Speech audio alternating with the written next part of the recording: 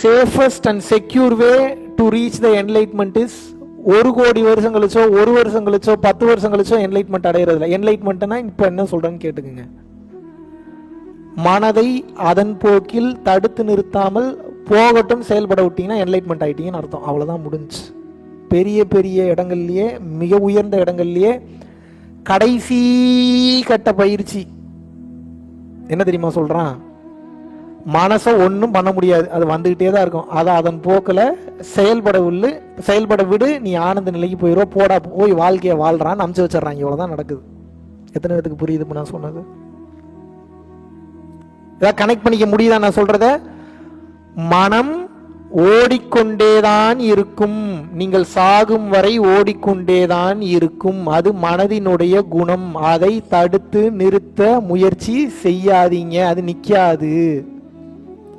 அப்படி தடுத்து நிறுத்துறீங்க அப்படின்னா சமாதிக்கு போயிருங்க, மறுபடியும் வாழ வரக்கூடாது. ஆமா, அப்புறம் மனசை நிறுத்திட்டீங்கன்னா உங்களை யார் பாத்துக்கிறது?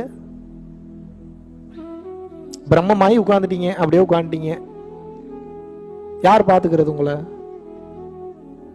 மனமற்ற நிலை என்ற ஒன்று இருக்கிறது, இல்லைன்னா சொல்லல. அது பிரம்மத்தோட கலக்கக்கூடிய நிலை. அந்த நிலை அப்படியே நீங்க நிர்விகற்ப சமாதியோ ஜீவ சமாதியோ விகற்ப சமாதியோ ஆயிடுறீங்கன்னா பிரச்சனை இல்லை. இப்ப வாழ்ந்துகிட்டு இருக்கீங்க, பொண்டாட்டி பிள்ளைங்களை வச்சிருக்கீங்க, குழந்தை குட்டிகளை வச்சிருக்கீங்க, எப்படி மனமற்ற நிலைக்கு போவீங்க நீங்க? புத்தராவே இருந்தாலும் இந்த பயிற்சி எல்லாம் சொல்லி கொடுக்கணும்னா மனம் இருந்தாதான் சொல்லி தர முடியும்.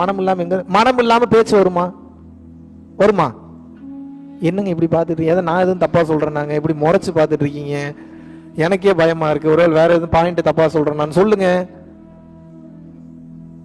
எப்படி வரும்? எப்படி பேச்சு வரும்? அப்ப புத்தர் ஒரு உபதேசத்தை கொடுக்கிறாருன்னா அந்த மனமற்ற நிலையில இருந்து கொடுத்தாரா? ஓஷோ பேசுறாரு, மனமற்ற நிலையில இருந்து பேசினாரா? மனம் இல்லைன்னா எப்படி பேசுவீங்க நீங்க? அவ்வளவு பெரிய தத்துவ ஞானி, அவ்வளவு பெரிய ஆற்றல் திருமூலராலேயே முடியாது, வள்ளலாராலேயே முடியாது. மனமும் ஆன்மாவும் ஒரே நேரத்துல எல்லாம் வேலை பார்க்காது. எப்படி வேலை பார்க்கும்? மனம் நின்று விட்டது என்றால் பிரம்மம், அவ்வளவுதான். பிரம்மம் எப்படி இருக்கும்? அனைத்துமா இருக்கும். அது முடிஞ்சு, அதுக்கு வேலை இல்லைன்னு அர்த்தம். நீங்க இன்னும் வாழணும்னு ஆசை வச்சிருக்கீங்க, என்ஜாய் பண்ணணும்னு ஆசை வச்சிருக்கீங்க. அப்ப எந்த வழி? நீங்க எப்படி டோட்டலா மனசை எப்படி நிறுத்துவீங்க? நிறுத்த முடியுமா உங்களால? முடியும். It will take more time.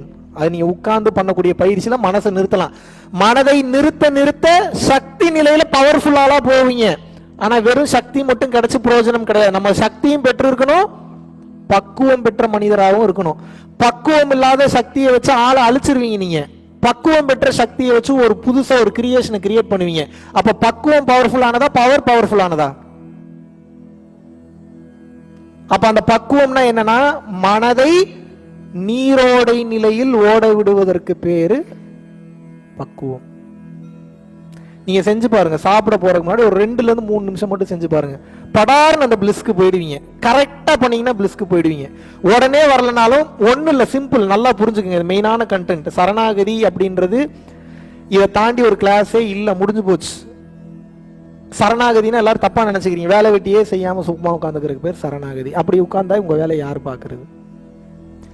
சரணாகதி என்பது எதற்காகனா, வெளியே இருக்கக்கூடிய வேலைகளை, கடமைகளை, நித்திய கடமைகளை, செஞ்சோற்று கடனை நான் முடிப்பதற்காக டயர்ட் இல்லாம சந்தோஷமா அந்த வேலையை நான் பார்த்துக்கிறதுக்கு என்னுடைய உள் மனதை நான் ரெடி பண்றேன்ல, அதுக்கு பேரு சரணாகதி.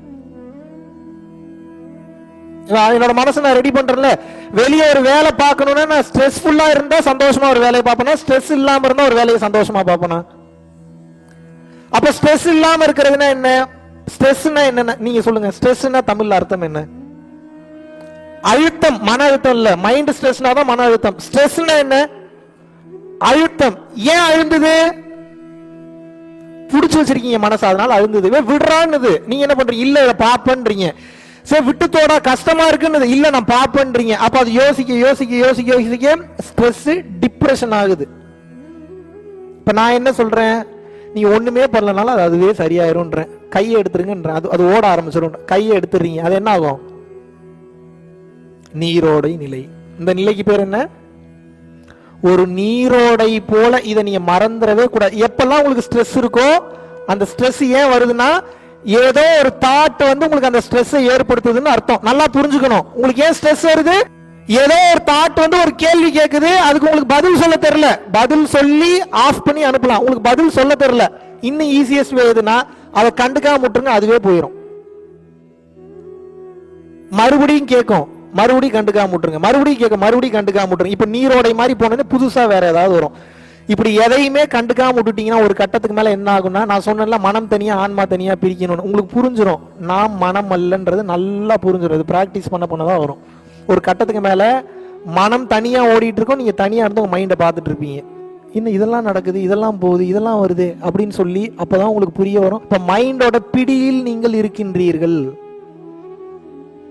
மைண்டோட பிடியிலிருந்து விலகணும் அப்படின்னா அதுக்கு ஒரே ரூட் என்னன்னா, அதை தொடவே கூடாது, அவ்வளவுதான். அதுவே அதை சரி பண்ணிக்கும்.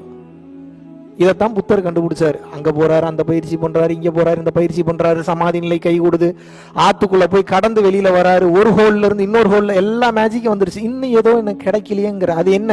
இதுதான் இந்த நிலை தான். கடுப்பாய் வெறுத்து போய் எனக்கு ஒண்ணு வேணான்டான்னு எல்லாத்தையும் தூக்கி போட்டு ஒரு இடத்துல போய் உட்கார்றாரு, கிடைச்சிருச்சு. எப்படி கிடைச்சது?